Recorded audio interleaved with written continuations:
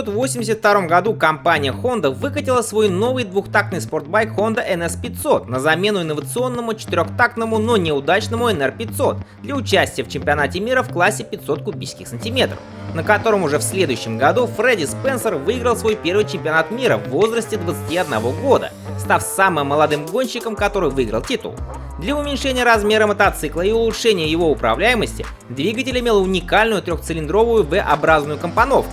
Руководствуясь законом «кто выигрывает, тот продает», правда с опозданием, Honda в 1985 году выпустила в продажу и дорожную копию супербайка Спенсера под названием Honda NS400R, о котором мы сегодня и поговорим.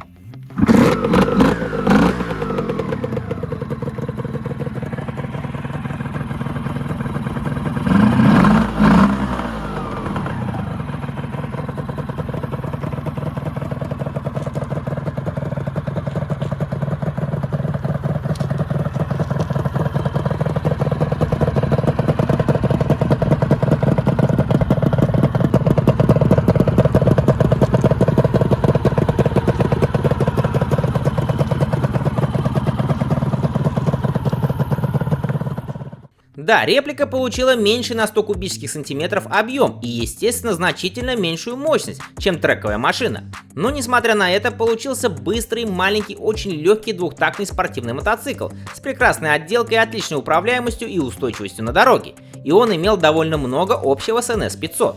В первую очередь это, конечно же, трехцилиндровый двухтактный двигатель с жидкостным охлаждением необычной конфигурации V3. Он имеет объем 378 кубических сантиметров. Два передних цилиндра расположены горизонтально, а третий цилиндр расположен вертикально.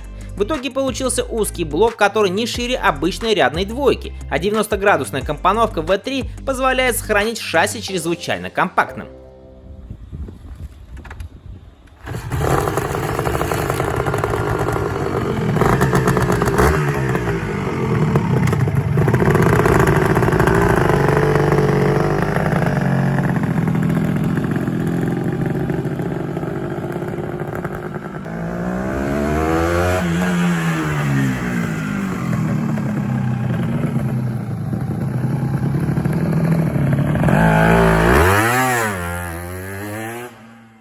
Двигатель, установленный на легкой алюминиевой раме коробчатого сечения, имеет небольшой вес и вынесен вперед для обеспечения хорошего расположения центра тяжести. За питание отвечают три 26 мм карбюратора Кейхен, которые аккуратно расположены внутри V-образной формы двигателя, чтобы сохранить его компактным. В итоге максимальная мощность V-образной тройки составляет 72 лошадиные силы при 9500 оборотов в минуту и 50 Нм крутящего момента при 8500. У оригинала для сравнения 123 лошадиные силы и 78 Нм. Точных данных о разгоне от 0 до сотни нет, однако при снаряженной массе в 183 кг 1/4 мили спортбайк проезжал за 13 секунд, развивая при этом скорость в 164 км в час. Максимальная же скорость составляла 202 км в час.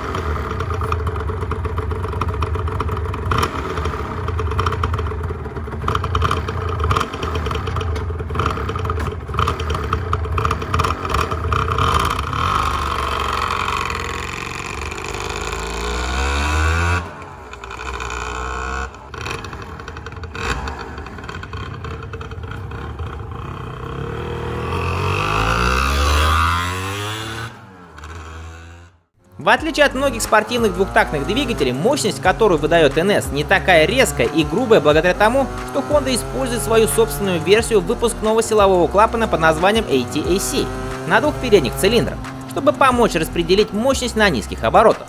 Несмотря на это, ускорение ниже 5000 оборотов в минуту практически отсутствует, но происходит постепенное наращивание между 5 и 7000 оборотов в минуту, после чего байк начинает разгоняться как сумасшедший, загоняя стрелку тахометра в красную зону, и при выходе из поворота он вполне способен наказать современный 600-кубовый спортбайк. Но удивительно то, что NS400R делает это с нехарактерной для двухтактников плавностью.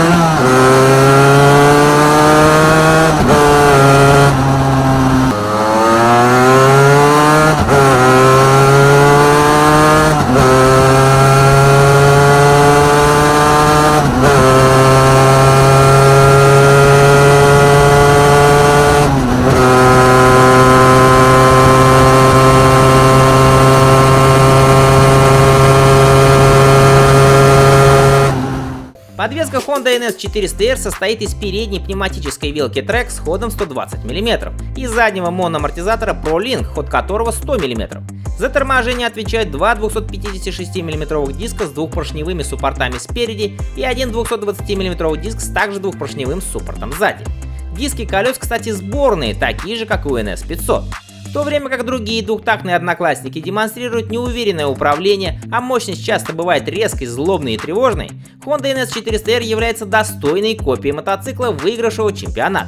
На дороге или трассе управляемость всегда четкая и точная, рулевое управление быстрое и удобное, а тормоза у мотоцикла отличные. Единственное, все-таки жаль, что японцы не решились оставить объем 500 кубических сантиметров. Получился бы настоящий гоночный зверь для дорог общего пользования. Модель производилась всего 3 года, с 85 по 87 год включительно.